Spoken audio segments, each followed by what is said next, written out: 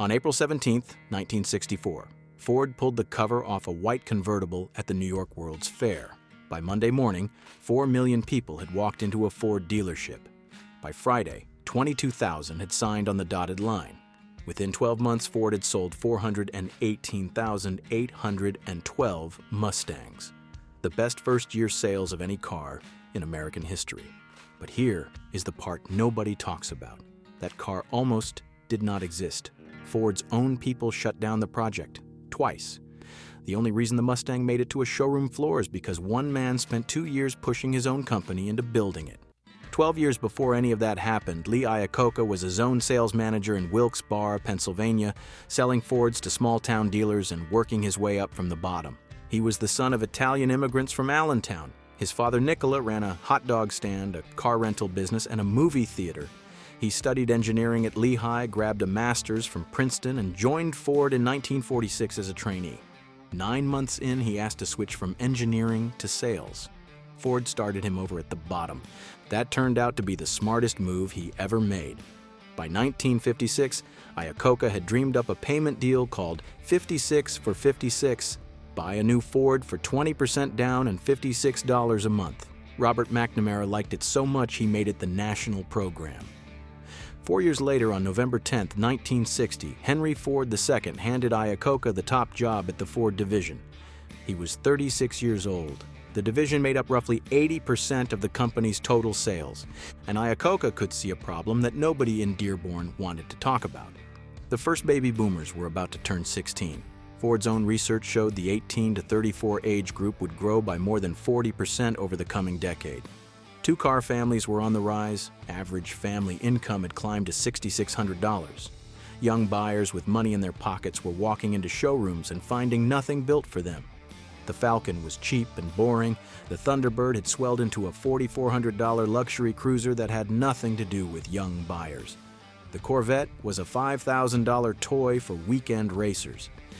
Meanwhile, Chevrolet had bolted bucket seats, a 4-speed, and some trim badges onto the compact Corvair and called it the Monza. By 1962, it was selling 144,000 units a year and was the only Corvair in the lineup turning a profit. Iacocca saw that number and knew exactly what it meant. There was a buyer out there that Detroit had flat out ignored. What comes next is the part that still does not make sense. Iacocca pitched the idea inside Ford. Build something sporty, cheap, and personal for young buyers. The answer from product planning was flat. There is no market for it, and the men saying no were not fools. They were the men who had saved the company. In 1946, Henry Ford II had hired 10 former Army Air Force's numbers men as a package deal. The press called them the Whiz kids. They put the money rules in place that had been missing since the first Henry Ford's day. They made Ford profitable, but by 1962, the ones still left, especially R.J. Miller and chief moneyman J. Edward Lundy, ran the place by spreadsheets. And they were haunted by one ugly memory, the Edsel. It cost Ford a known $250 million before they pulled the plug in 1959. After the Edsel, the finance committee treated every new car name like a live grenade. So when Iacocca said he wanted to build a sporty 4-seater at a price point nobody had tested, they did exactly what they were trained to do. They said no. Iacocca's first big move as division boss made everything harder. He talked Henry Ford II into shutting down McNamara's pet project, the Cardinal, a German-built front-drive economy sedan headed for the American market. Ford wrote off $35 million. The finance committee was furious. Iacocca had burned his goodwill before he had even asked for a dime toward his own car. Twice a month, a small group of Ford managers met at the Fairlane Inn, a motel about 2 miles from headquarters. They met there on purpose to keep the project hidden from the finance people. By late 1961, this group had locked in their targets. Sticker price under $2,500, weight under 2,500 pounds, length under 180 inches, 4 seats, not 2, long hood, short deck, bucket seats, and a floor shifter, and a wide options list so buyers felt they were building a custom car. In the spring of 1962, Iacocca ordered a wildly pointless mid-engine 2-seat roadster that he had zero plans to ever produce. The car was called the Mustang I. Stylist John Najjar named it after the P-51 fighter plane he had loved during the war. Engineer Roy Lund designed it around a tiny German-built V4 engine mounted behind the driver. A California shop called Troutman Barnes hand-built an aluminum body over a tube frame in 100 days. The finished car weighed 1,200 pounds and stood 40 inches off the ground. Iacocca had it trucked to Watkins Glen for the United States Grand Prix and handed the keys to Formula One driver Dan Gurney. Gurney lapped the track at 120 miles per hour in front of the entire Formula One field. Motor Trend reported that Ford was working on a sports car to take on the Corvette. That was exactly the rumor Iacocca wanted in print. The Mustang One lives today at the Henry Ford Museum in Dearborn. Ford had ordered it scrapped after the show run ended, but engineers hid it for years, playing a quiet game of keep away with the junkyard until the company gave in and restored it. Pay attention to this next detail because it explains everything. Iacocca needed a real design. 18 clay models in a row had been brought before him between February and July of 1962. He turned down every one. With his meeting with Henry Ford II coming up fast, he did something no one at Ford had ever seen. He opened a design contest between 3 rival studios and gave them 3 weeks. 6 full-size clay models came in. The winner was the Ford Division clay, the wide mouth grille, the 3-part taillights, the side scallop, the long hood, and clipped rear. All of it locked in by mid-August 1962. 571 days before the first Mustang would roll off the line, and the car almost wore a different name. Iacocca wanted to call it the Cougar, which was the name on the winning clay. Ford's ad agency went through a long search of animal names before landing on Mustang. Iacocca fought it at first. He came around when focus groups liked the wild horse far more than the cat. Iacocca walked into the glass house for his 3rd pitch to Henry Ford II. He told the boss his new car would give an orgasm to anyone under 30. Henry sat upright. Then he asked one question. "What did you call the car?" Iacocca answered. "It's the Mustang, Mr. Ford. A name that will sell like hell." Henry Ford II tipped back in his chair and approved $75 million on the spot. If you are finding this interesting, hit subscribe. I cover stories like this every week. By March of 1964, Ford had built roughly 8,000 Mustangs. They needed every one of the company's 6,500 dealers to have at least one car on the floor by launch day. Every car shipped on time. The night before the reveal, Ford pulled off the first same-night 3-network primetime ad buy in television history. 30-minute paid programs on NBC, CBS, and ABC, all running Mustang ads at the same time. Ford's own guess had put the audience at 29 million viewers. More than half of American homes with a television saw the Mustang that night. On April 17th, Henry Ford II pulled the cover off a white convertible at the Ford Pavilion at the New York World's Fair.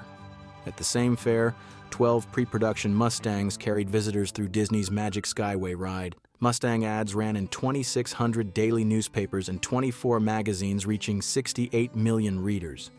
Time magazine put Iacocca on the cover. Newsweek on their own put Iacocca on their cover the same week. In the Empire State Building, a 1965 Mustang convertible was taken apart, hauled up the elevators in pieces, and put back together on the 86th floor deck.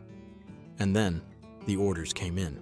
A buyer in Garland, Texas, slept in a showroom overnight so nobody else could claim his car.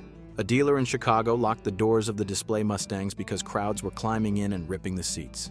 22,000 firm orders on the first day alone. Within 12 months, Ford sold 418,812 Mustangs. The original guess had been 100,000.